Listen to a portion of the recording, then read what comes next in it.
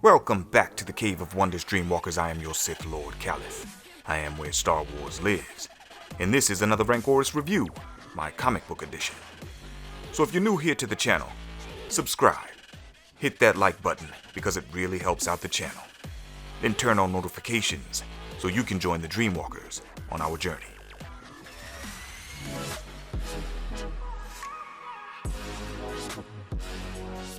Today we'll be talking about Star Wars: The Rise of Kylo Ren, Chapter 1, written by Soule.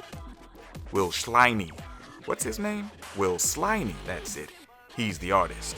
Guru Effects is the colorist, and Clayton Crane is the cover artist. Now let's jump into the story.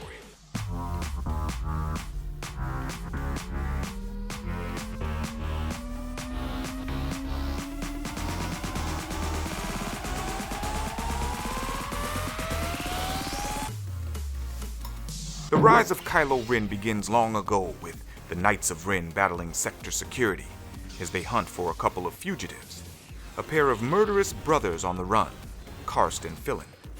While Sector Security is looking to bring this duo to justice, the Knights of Ren have completely different intentions. The leader, Ren, whose name isn't really Ren, has learned that Karst can touch the shadow, a term they use referring to Force sensitivity, and he wants Karst to become a Knight of Ren. After displaying his own Force affinity, Ren explains to Karst that in order to become a Knight, he must follow the Ren, which I was very surprised to learn is not a person at all. The Ren is not even a religion. The Ren refers to the lightsaber. The brothers are intrigued.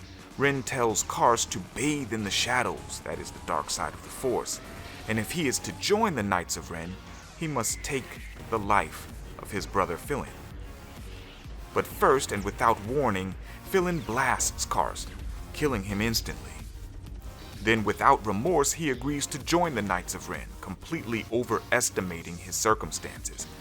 You see, Ren, though pleased with Philin's ambition and willingness to take action, strikes Philin down in the snow because, unlike his brother Karst, Philin cannot touch the shadow.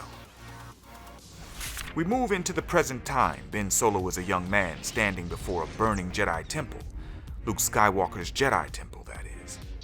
3 temple students, 1 Quarren and 2 human, were off-world and returned home to find the temple burning and all of the other students passed into the Force, all except Ben Solo. The students ask for Luke, not able to sense his presence in the Force, and Ben explains that Luke attacked him in his sleep, and now he's dead. But they don't believe it, not that Master Skywalker would do such a thing, or that Ben Solo would be capable of destroying him. And when they object, Ben becomes frustrated and tries to leave. But Vo and the Quarren Hennix refuse to let him leave. Sensing Ben's confusion and the light still burning within him, Tal tries to have a civil conversation. But the other 2 prefer aggressive negotiations. They draw their lightsabers. Ben gives them the opportunity to stand down, but they insist. And when they attack, he easily dispatches them with telekinesis, injuring Hennix and then sauntering off to his ship. I like the design of the ships in this book. The Jedi fighters look like a cross between a Y and an X-Wing, and Ben's ship, the Grimtosh, has a lot of design aesthetics that resemble the YT-1300 Corellian light freighter, like his father. When Ben takes to space, the Jedi give chase, but with his father, uncle, and grandfather's blood coursing through his veins, Ben is an excellent pilot and a crack shot. He disables his Jedi pursuers with 1 shot without harming them, but he's conflicted. In the Force, he feels his mother, and hears Snoke persuading him to the darkness. This is a crucial moment for Ben, a deciding moment in his life. Will he follow his mother's call and return home to Hosnian Prime? Or will he follow Snoke into the darkness of the outer reaches? Ben thinks back to the confrontation with Luke and what just happened in the temple. Now in this scene we learn that he did not actually destroy the temple after all. As is alluded to, in The Force Awakens and The Last Jedi. A force storm is conjured from who I can only guess is Darth Sidious, since now, after the rise of Skywalker, we know he is actually controlling Snoke and all of the voices in Ben's head. Force lightning strikes the temple, setting it ablaze. Ben tries to make his way back to his uncle, trapped in the fire, when an explosion sends him sailing backward. Again, the voices call to him, dissuading him from the light. And at this now pivotal moment in his life, Ben follows the voices to the outer reach, away from his family, away from the Jedi. Tal, Vo, and Hennix realize while stuck in their disabled fighter that Ben could have killed them if he wanted to. They sense the good in him and decide that they need to try to find him, but they don't know where to begin their search. It is a large galaxy after all. But Hennix wisely realizes that Ben has a temple droid on his ship, and they send out automatic transponder signals. That is called transponder signals. Get it together, Callous.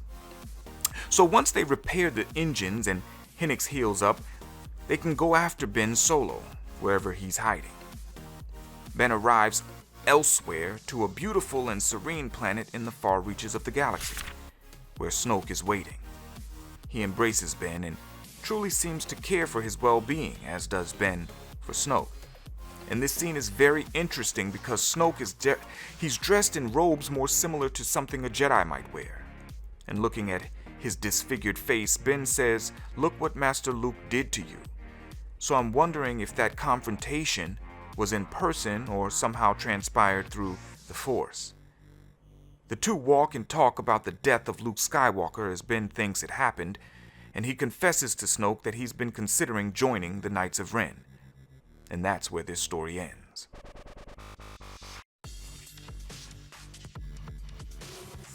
Overall, I thought this was a good first chapter in the series. It feels like this is going to be a series that fills in and retcons the original and intended directions for the movies in the sequel trilogy. For instance, the fact that it was a storm that destroyed the temple and not Ben Solo himself. We're to believe that the storm was likely conjured from the Force, more specifically from Snoke, who, after the rise of Skywalker, we now know is a puppet of Darth Sidious. The fact that Ben was not murderous or power-hungry at this point only further diminishes Luke's character, in my opinion, though, because this establishes whatever he saw in Ben that night in the hut was not imminent. It was so far away that Luke should not have considered Ben lost. And so this story speaks to the failure of Luke Skywalker from The Last Jedi. But those are just my thoughts. You guys let me know what you think in the comments. Be sure to check out my Lore and Legend series where I dive into stories of the past.